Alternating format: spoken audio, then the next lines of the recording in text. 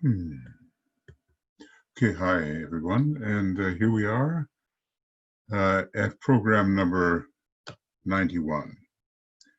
You will see the color coding on the previous program, but it will be on the video and not in any extra document.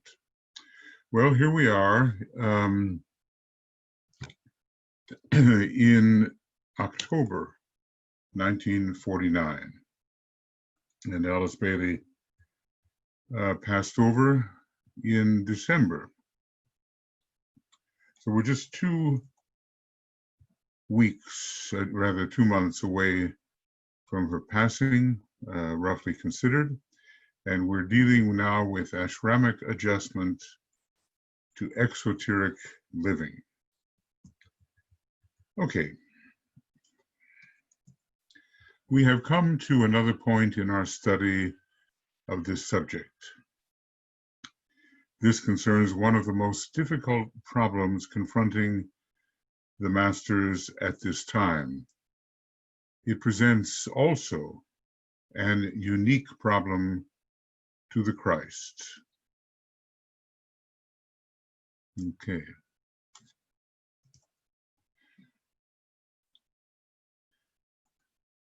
The daily life of the masters of the Christ and of those members of the hierarchy, initiates and accepted disciples who function in physical bodies, has had its orientation upon the subjective levels of life. The majority of them, capital T, and particularly the senior members of the hierarchy, do not, as a rule, intermingle largely with the public or walk the streets of our great cities. They work as I do from my retreat in the Himalayas, and from there I have influenced and helped far more people than I could possibly have reached had I walked daily in the midst of the noise and chaos of human affairs.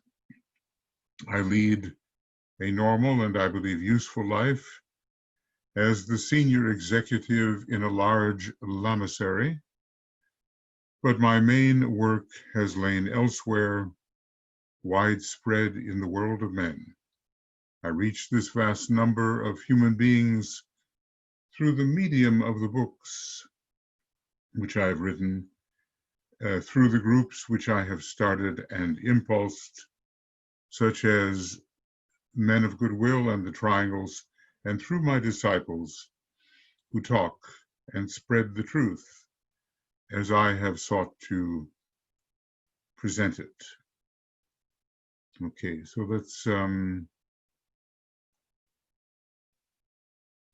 let's look at this and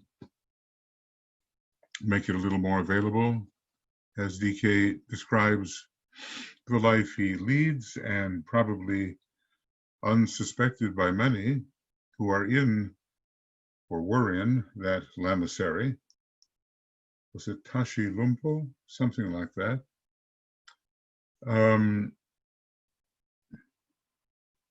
He had other sheep which were not of that immediate fold, and he was reaching out to so many in the world. All right. So he says, my main work has lain elsewhere. And in all of these other activities, he's been an extremely busy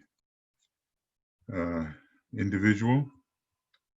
We could not have, we can hardly imagine. So it has been with the work of all the masters except 2 or 3 who have undergone special training in order to do some special preparatory work for the externalization of the hierarchy. The English master is one of these, and another master who works relatively unknown in North America.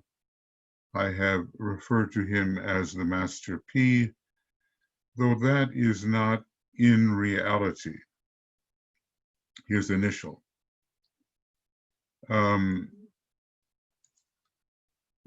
think we have something interesting going on here. I did try to research it a bit, and he's been said to be Polydorus Isuranius, one of the Brotherhood of Luxor, I guess a fourth ray group that worked with Jeffrey Hodson. However, I could not really find Polydorus. I did find a Polydorus, and that would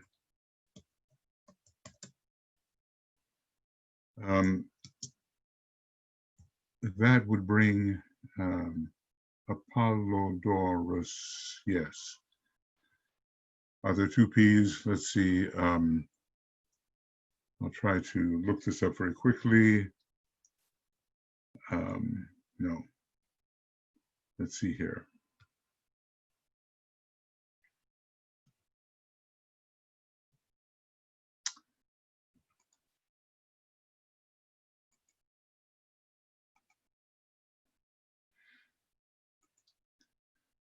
I won't switch to this, but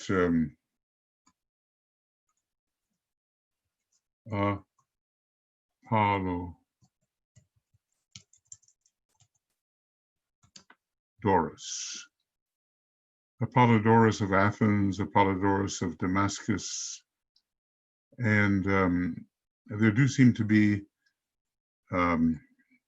two L's, and I'm wondering,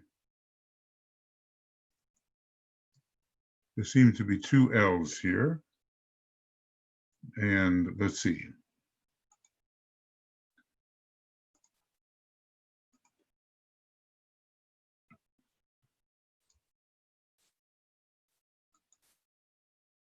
All right, I don't want that one. Yeah, here it is. And 1P. So when DK says this is not in reality his initial, maybe it's a hint that the initial is really A and not P at all. Anyway, Tutuit Bey, maybe that's Master Serapis Bey, and a certain Robert Ward. These were three individuals mentioned in connection with the Brotherhood of Luxor. So I cannot be certain of this, but there is the possibility that his initial is A, Apollodorus. Okay. This rule of solitariness or of withdrawing applies to all the masters and to the Christ, for it is in the solitude of the mind, as far as possible, in the solitude of physical location, that the various branches of the Great White Lodge have chosen to work ever since Atlantean days. It is not the solitude of a separative spirit, but the solitude which comes from the ability to be non-separative and from the faculty of identification with the soul of all beings and of all forms. This can best be accomplished in the intense quiet of those protected areas where the masters in the various branches of the Brotherhood have chosen to dwell. So, Master M talks about the yogi in his cave and how he is not at all alone and how he reaches out to many and touches the lives of many. This solitude and physical isolation enables them to work almost entirely from the level of the Buddhic or intuitional plane, perfecting the science of impression. All right, so I think what I'll do here is use this general blue for the hierarchy specifically,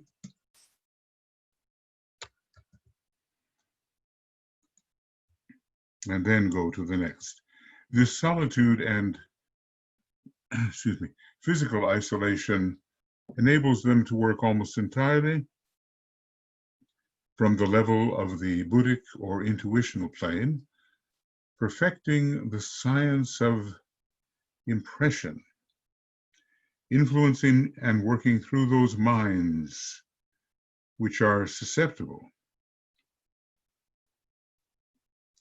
to their mental impression. And this applies equally to masters in physical vehicles and to those who have no anchorage in the three worlds. So it is for the betterment of the work that they are doing that they choose to isolate themselves from the throng. As DK says, he's accomplished much more in a relative solitude than he could have if he had been walking the streets in a busy city or in the midst of all kinds of clattering and interfering energies. So all of this applies as well to the masters in physical vehicles and to those who have no anchorage. It applies also to disciples who are in or out of the body according to their destiny, immediate karma or form of service. St. Paul, for instance, was in the initiate stage of learning rightly to withdraw and to work in what Patanjali calls isolated unity when he spoke of himself once as being caught up into the third heaven and there learning untold beauties of the divine life. Sounds very appealing, doesn't it? Very attractive, but of course, we have our work to do right here in person for a while, and then we have to learn how to work hidden from the outer life. Okay. Whether in the body or out of the body, this is the mode of working for, as he says, the masters, initiates, and accepted disciples. Of course, much more for the masters than for the initiates, and more for the initiates than the accepted disciples.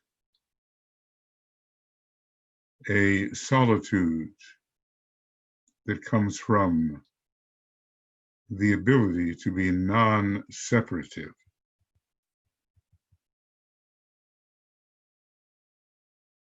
And this is done from the intense quiet of those protected areas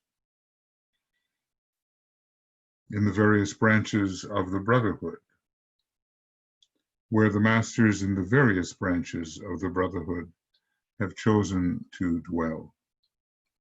Well, we'll learn more about that as we find ourselves at length in similar positions. The problem, therefore, before the masters and their disciples is to work when the externalization takes place in the midst of physical plane existence, no longer withdrawn, isolated, and protected, but, from the cross currents of all kinds of disturbing thoughts, I suppose, and maybe from the deliberate interference of members of the counterforce, no longer withdrawn, isolated, and protected, but functioning openly in the middle of events and physical realities and all the diversity of contacts which the three worlds present. So this is a major adaptation for which hierarchy, I suppose, has been training, and maybe even now is training. It is perhaps helpful, says the Tibetan, to remember that when the Christ was in physical presence on earth 2,000 years ago, the population of the world was relatively small compared to that today. Although I must add parenthetically, he says it was greater in Atlantis than it is today. Contact between peoples was practically nil, and where it existed was usually of a strictly military or commercial nature, with a somewhat exclusive interchange of scholastic ideas and personnel between the rare centers of learning. It was easy in those days to withdraw into the desert and to disappear into the unfrequented place or places, and to recharge and revitalize the spirit. Maybe I'll have to add that. It makes better sense. And to recharge and revitalize the spirit, to touch again closely the sources of inspiration on the higher levels of consciousness, and thus reorient the working instrument in the three worlds to the higher field of contact and inspiration.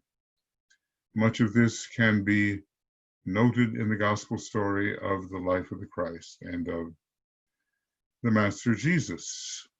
Well, we hear how they withdrew into the desert to undertake a particular episode that was required, or particular contacts. The one that is most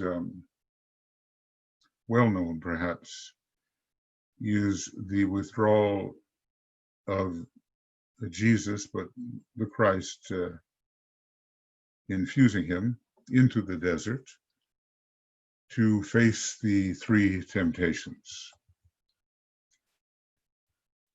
So anyway, it's a very different situation now with this very heavy population. When the Christ reappears and the hierarchy externalizes itself on earth, conditions will be totally different. There are today no empty spaces. Well, maybe far in the recesses of the desert, but then this whole is a plane flying overhead, perhaps, or camel crossing. Anyway, a crowded world on the external or physical plane. The population of the world is enormously enlarged and is growing from year to year. No locality is isolated or unattainable. That's true. Even the retreats of the masters probably can be found, though the guardians would ward off those who do not belong there.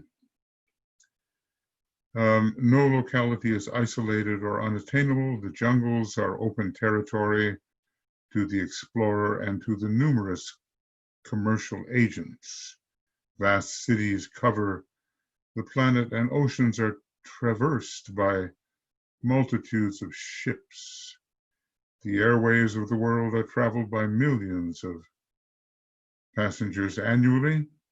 The land is divided into minute sections by railroads, highways, speedways, and myriads of lesser roads and streets. In fact, in every living unit in the world, every living unit in the world is in touch with thousands of other units and can, through the many means of information, and now even more, really, much more, be in touch with millions. The news presses grind out the news from hour to hour. And now we have the internet hundreds and thousands of times faster, instantaneous really. And the eyes of millions are ceaselessly glued to the printed page at all hours of the day or night. The ears of other millions are daily and hourly attuned to the voice of the radio. Of course, this is 70 years ago approximately, and so much more has happened. Only the inner perceptive sense remains inactive.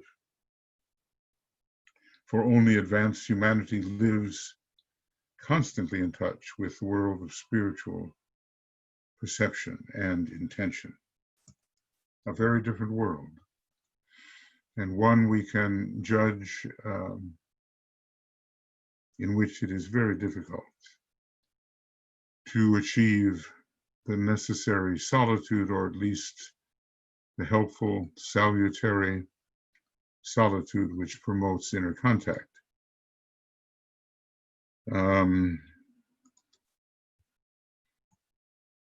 Only the inner perceptive sense remains inactive, for only advanced humanity lives constantly in touch with the world of spiritual perception and intention. So it's a bit of a dumb note for most of us, and we have to learn how to be attuned to these subtle realms and spiritual realms, just as the masters are attuned.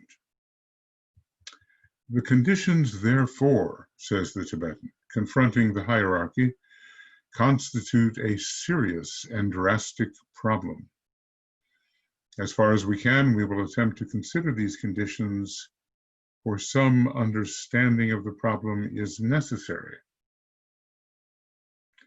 if right work is to be done.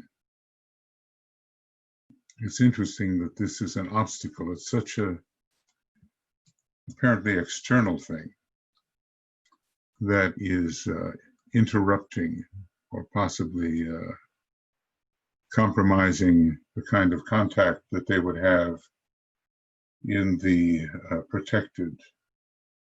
more protected areas of the planet, such as their own retreats in the Himalayas, or wherever those retreats can be found.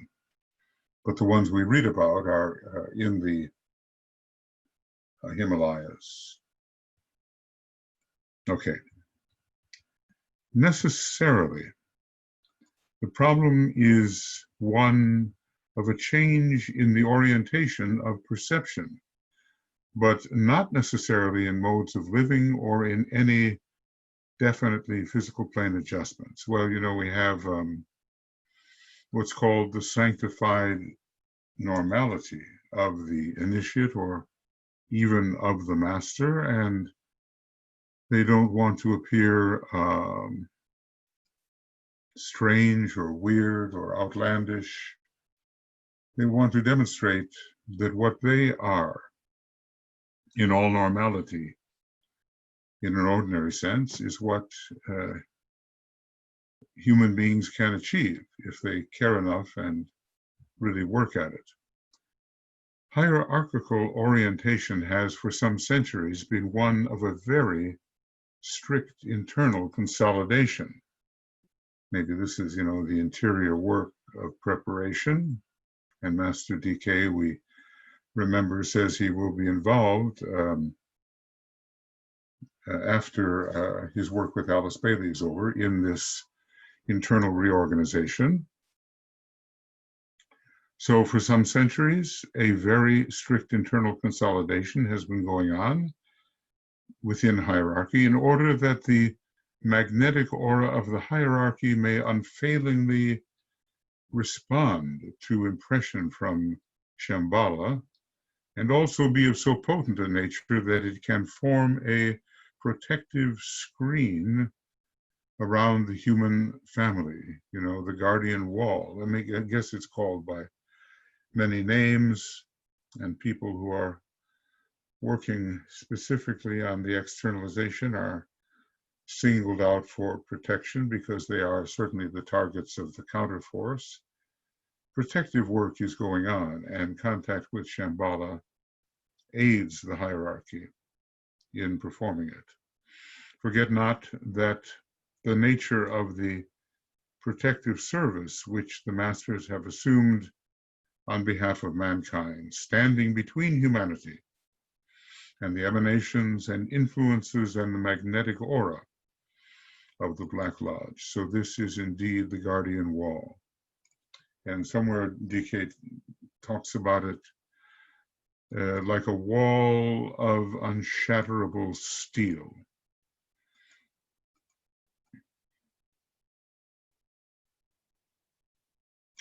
So certainly, our success on the outer plane has much to do with what the hierarchy accomplishes interiorly over centuries in its reorientation to Shambhala. This internal consolidation has been greatly strengthened during the past 100 years. So let's go back to 1850, approximately.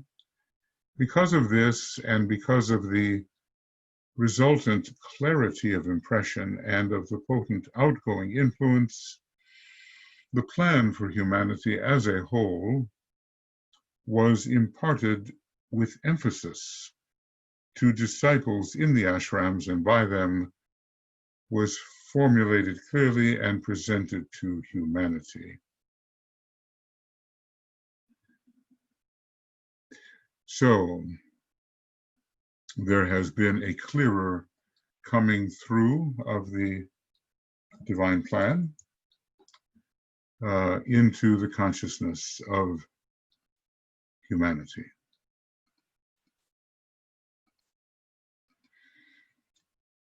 And I wonder if now, 70 years later, it's any clearer than it was when assessed in 1949, 1950. So, internal consolidation and adjustment within hierarchy, making their externalization more possible and more effective, especially, and helping their initiates and disciples to be more effective. The consolidation and the resultant clarity of impression and of the potent outgoing influence. Well, certainly, there was a great coming forward by HPB, and Alice Bailey represented a channel by which the structure of hierarchy and its intentions could reach thousands and thousands. I can't say millions, I don't know. But many more people were able to grasp the intentions of hierarchy with the plan of carrying out the purpose than had hitherto been the case. Gosh, I seem to be anticipating this. Maybe I've read it before. It's a case of cryptonesia, something like that. The idea is you've read it, you don't know you've read it, and you think the idea is yours, when in fact you read it. HPB, one of the first working disciples, notice she was already an initiate of the 4th degree, but is called a working disciple. One of the first working disciples to go forth on the externalization impulse, and with first ray energy driving him, was that because it's the first ray, gave the background of the plan, the historical treatment to help us gain a perspective of our planetary history and maybe some of our solar systemic history, gave the background of the plan under impression from me. The more detailed structure and the sweep of the hierarchical intention had been given by me in the books of AAB, in the books which AAB has introduced under her own name to the public, in so doing under my instruction. Okay. Here, HPB came first in this great outreach. A period of radiation was entered. And DK is a second ray master, but he has first ray qualities in his triad, he tells us. And then, as the second ray is the ray of meticulous entirety, or maybe detailed unity, the more detailed structures and the sweep of the hierarchical intention have been given by me in the books which AAB has introduced under her own name to the public, in so doing acting under my instructions. You know what happens when you say, well, this book is written by Master so-and-so, immediately the credulity factor enters, and the credulous believe it, and the intelligent reject it. So I think, DK saw that it would be best to give the books out under Alice Bailey's name. Okay. For the first time in human history, the purpose of past events, historical and psychological, can be clearly noted as the foundation for the present happenings, thus bringing the mysterious law of karma in an easy manner to the public attention. When you can see the present conditions growing naturally out of past events, you tend to accept them as reasonable, or the connection, accept the connection as reasonable, and not as some fanciful spiritual fairy tale. So thus was karma presented from the historical perspective. The present can also be seen indicating the way of the future and revealing clearly the will to good which is animating the entire evolutionary process, a process in which humanity again, for the first time, is intelligently cooperating. So here is the law of karma, introduced in an assimilable manner by the Tibetans' work, and then the future also under the will to good is understood by the growth of the present into the future. Okay.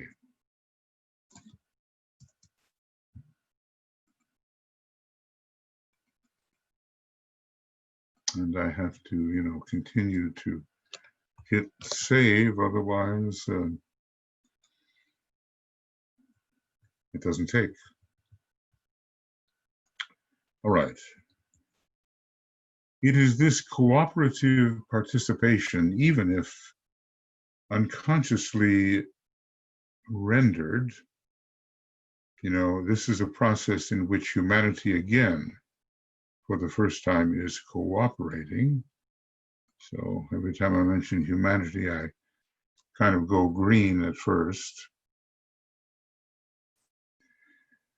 It is this cooperative participation, even if unconsciously rendered, which has made it possible for the hierarchy to grasp the opportunity to bring to an end the long silence which has persisted since Atlantean days, since the Great War, after which hierarchy withdrew and left humanity more to its own devices and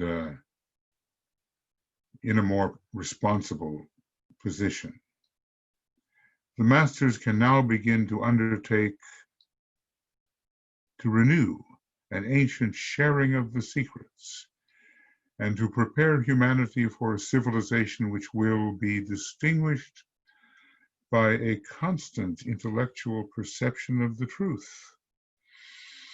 We will have the abstract mind really developing, and the buddhi preparing for the time when it will be fully expressed during the sixth root race.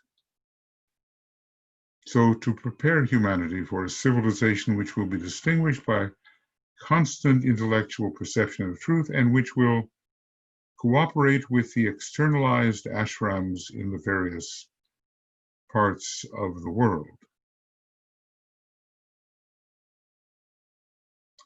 So this will all take place under the seventh ray influence, accompanying the onset of the equinoctial age of Aquarius. Humanity was ready, and hierarchy, ever alert to opportunity and ever adaptable, could at last, at this pivotal time, end the long silence, their retreat following the Atlantean War, and help to usher many human beings into the Hall of Wisdom through the first initiation. Not all, but many, and enough to say that humanity was taking the first initiation. The internal consolidation is now somewhat loosened, if I may use such an inadequate expression, and the majority of the members of the hierarchy are withdrawing. They're close, they were focusing on Shambhala, and intently so for centuries, and maybe they are withdrawing somewhat from that close connection. They are withdrawing their close attention from reception of impression from Shambhala and are now orienting themselves in an entirely new and directed manner to the fourth kingdom of nature. So they had to undergo the necessary training, consolidation, reorientation, enhanced receptivity in order to prepare for their outward turning towards humanity, which he's mentioning here. At the same time, a very powerful minority of masters are entering into a much closer association with the council of Sanat Kumara, and I imagine these are Chohans. Because, at one point he tells us that even a master, except for certain masters on the first ray, are not at liberty to simply enter Shambhala, and that it's only safe for them to do so at certain designated times and together. Okay. In this way, the potent and dynamic influence of Shambhala will be strengthened instead of lessened by the reorientation of the majority of the masters and initiates. Well, that is interesting because we might say, well, if they retract their attention, withdraw their attention from Shambhala, then is not the Shambhala influence weakened in hierarchy? And that would not necessarily be a good thing. But in fact, the powerful minority of masters can compensate for the outward turning of the majority of the members of the hierarchy. So things are kept in the proper balance. He goes on, these statements have, of course, implications which will not be understood by you and which will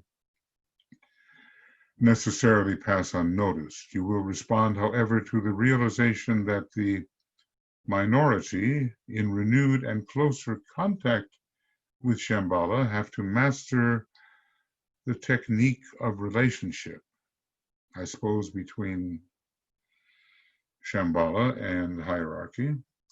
And this will entail much use of the sacrificial will, as the Christ exemplified for us in the Garden of Gethsemane when he was being confirmed as a Chohan on the second ray. The reason is that they, on a higher turn of the spiral, submitting to a forcing process, just as we are, which will make great demands upon them. They are submitting to a forcing process which will make great demands upon them, but which will serve to release the majority to a new and more potent form of immediate earth service. So here, this is the minority.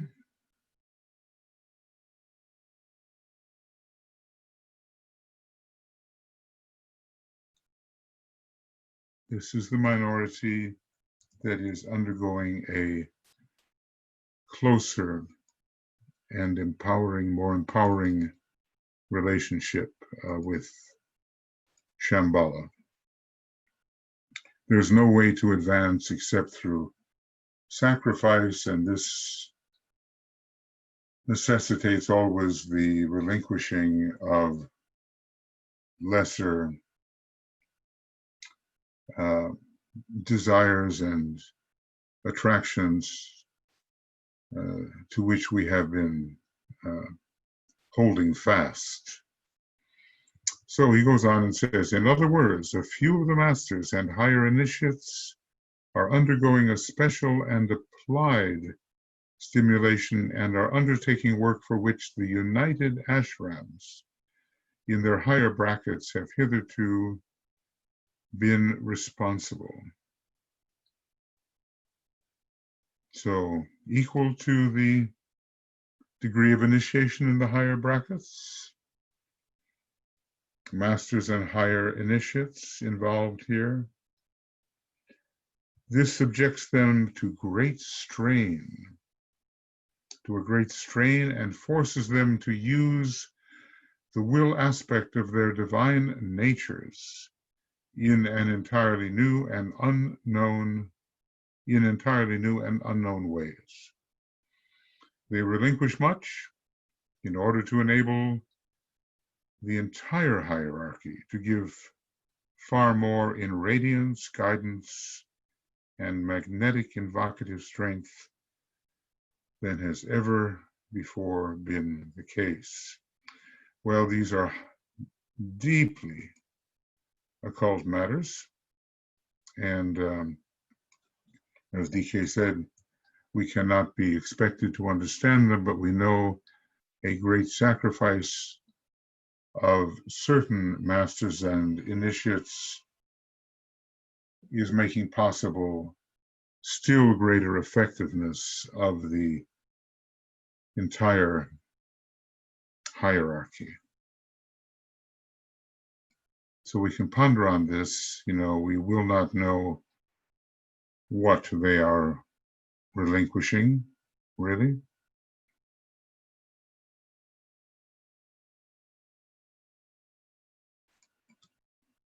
But great, if he talks about strain and the use of the will aspect in new and unknown ways, and their relinquishing of much, it is a seriously intense point of tension at which they find themselves working.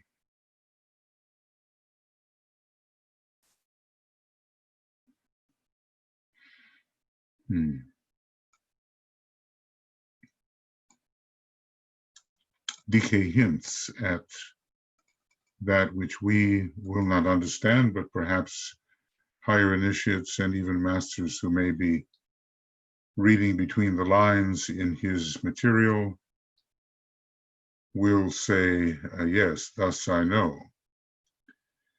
The majority of the masters and initiates in their turn also relinquish much in order to work exoterically among men. They subject themselves voluntarily to an active stimulation from the senior contacting minority, but relinquish the joy of shambolic contact. So, for the benefit of those below, joy and bliss are often relinquished. I'm remembering Master KH, maybe it was in the Mahatma letters, and who knows, was it written by HBB or KH? But he basically said that meditation is our holiday. And maybe so intent are they in this process of sacrifice and relinquishment and concentration upon lower levels of vibration that the joys of the higher contact are less frequently experienced and temporarily relinquished to the degree that they might have before existed. Okay. So let me just temporarily, the training which the majority have been receiving in cosmic orientation, in the use of the will to be, a meaningless phrase to you, and in the, quote, bliss of receptivity to the will to good of Sanat Kumara, is given up.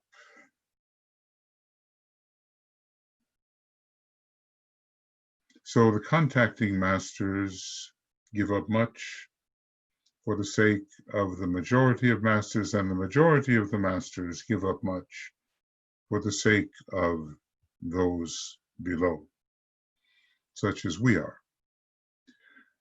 So again, from the Tibetan, temporarily,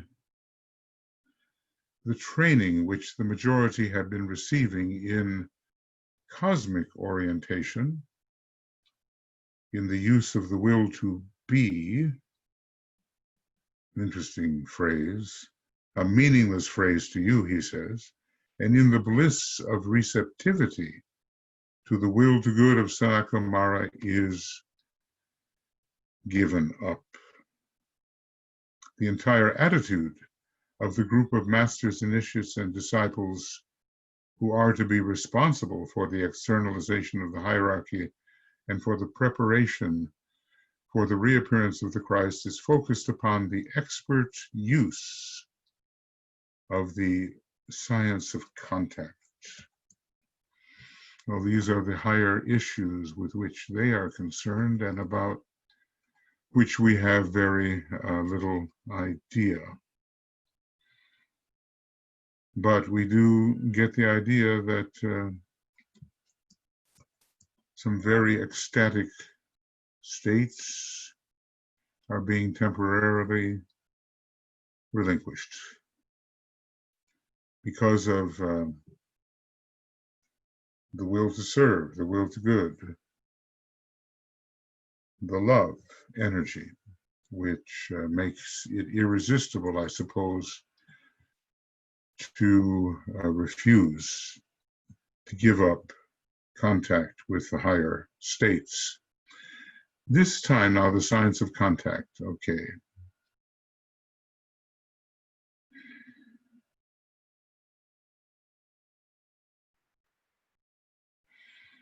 So the science, the expert use of the science of contact, that is what they are training themselves to achieve.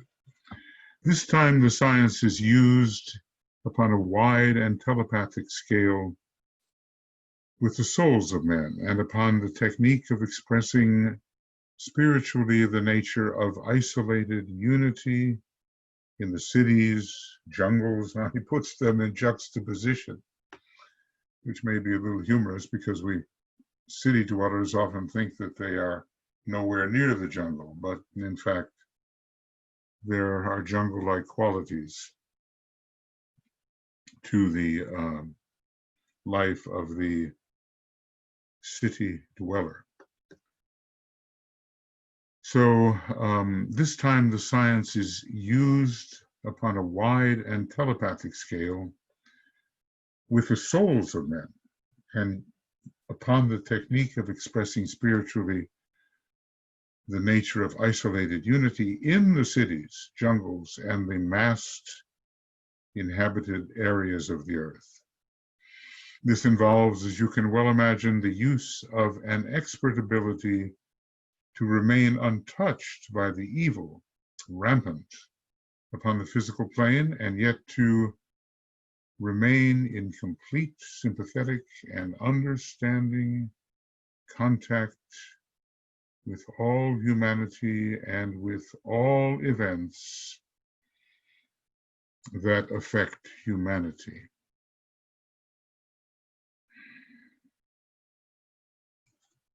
So, extreme sensitivity and yet a guarded state of invulnerability so that their effectiveness in service is not compromised. Would you like to be an externalizing master? Well, you know, one day and under appropriate circumstances, we may have the opportunity to render to others up and coming what has been rendered to us to lift us up. Okay. It was prophecy which impelled the Christ to say, when last in public appearance among men, that his disciples were in the world, yet not of the world. Christ depicted in simple yet profoundly revealing terms the life of the members of his ashram, the entire hierarchy, when again he would walk with them in the plain sight of humanity. And the externalizing masters, and also to a certain extent, ourselves as initiates and disciples, are in the world and yet not of the world. So we will see how it is done, and we will try to adapt that to our own daily life. He pictured them as one with the Father, the Council of Life in Shambhala, that's another name for the council chamber, and yet as one with him, as the hierarchical head, and as one also with all that breathes and inhabits form. So we'll distinguish here between those levels with whom his initiates are at one. And yet, as one with him, as the hierarchical head,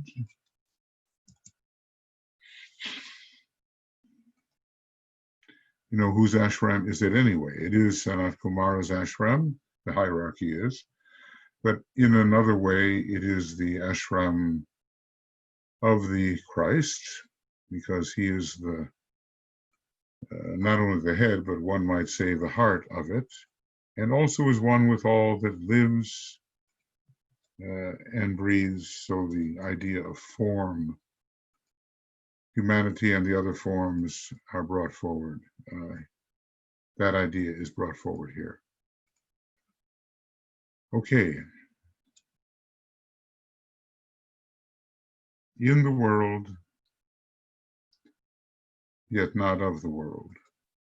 And we could well meditate upon that. I'm sure that many of us, though we attempt to be disciples, accepted disciples, etc., have some idea of what that really means. And so sometimes we feel that way, perhaps. What am I doing here, I know I'm in the world, and yet my true home is in a different point of tension altogether. There are many people we realize whose point of tension is precisely the more material sphere. The body consciousness, which is surrounding us so much, and the billions of dollars, let's call them dollars, which are spent seeing to the needs of the most external vehicle. That's a point of tension very much in the world. And it seems to be of the world also. But if we're a true disciple, we will not have a point of tension which is of the world. Okay, I advise all disciples who seek to cooperate with the impending activity of the hierarchy to study with care the 17th chapter of the Gospel of St. John. This is the great chapter on identification. This was written by that disciple of love under the influence of the energy emanating from the Buddhic vehicle of the Christ, which is also, as you have been told, identical with the Buddhic vehicle of the Buddha. Mysteries, mysteries. The identity of the two vehicles is symbiotic.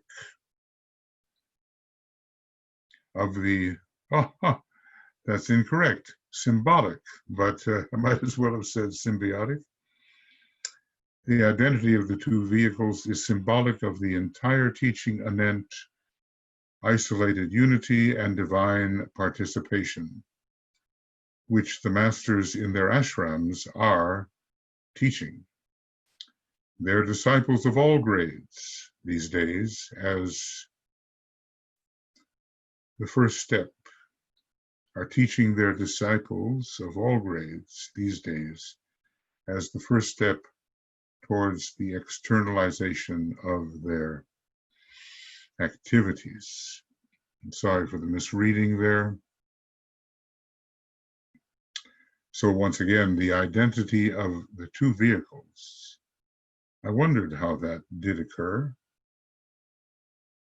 Is symbolic of the entire teaching anent isolated unity and divine participation, which the masters in their ashrams are teaching their disciples of all grades these days as the first step towards the externalization of their activities. Okay.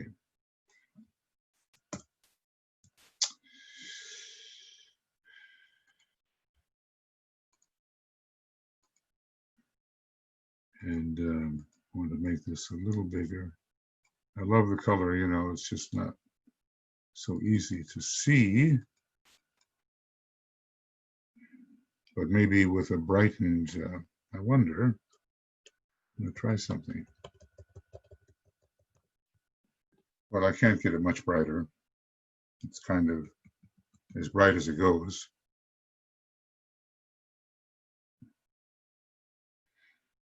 So isolated unity, which is the true possession of a master, and which is divine, are being taught, is being taught. Isolated unity is being taught to the members of the ashram. Well, you know, there's going to be a lot of, this is a lengthy section, and really the last of these essays, except, you know, for the very end, some short closing. So we have reached page 687, and we began on 682.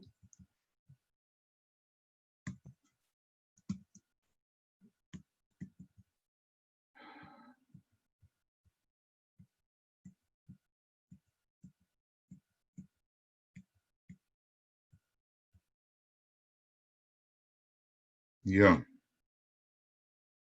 right here.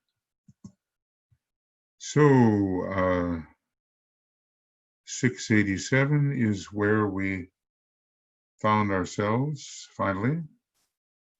687.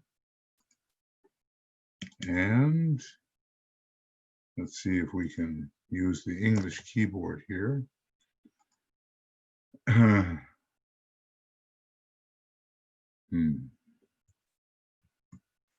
Yeah. 682 to 687. And this is the end of 91.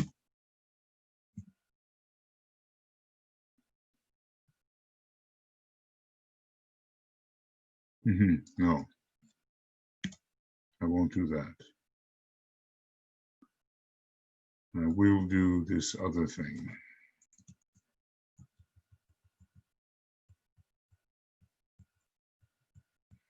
It's a little bit of housekeeping will help us start where we should. I occasionally do not save as often as I should. Anyway, this is 91, and we're going to begin on 92. And we finish with 91, which is about 1 hour and a few minutes. That's good. And from 682 to 687. And this is the 23rd of June. And we'll see whether we go on now or not. We don't know. And it's not 2 hours and 19 minutes. It's something else. We don't know yet how long it will be. Our date is XX of the 20th and of the year 2020. Okay, friends, we can tell how deep this last section really is, and how the preparation of the masters for their task is not easy. It involves a reorientation away from Shambhala, in a sense, but certain masters are assigned to deepening and higher initiates as well, maybe Chohans, to deepening the relationship with Shambhala so as to maintain the balance. And not only are the masters and externalizing masters, especially in the world, yet not of it, but that is a signal to us, maybe forced upon us, forced upon our realization, to be in the world and yet not of the world. It's something that we may find coming into our consciousness, the sense of that. So, lots of love and many blessings to everybody. And we will continue. We have another 14 pages before we finish the book, and then go back for a little more at the very beginning. See you then. See you as soon as possible.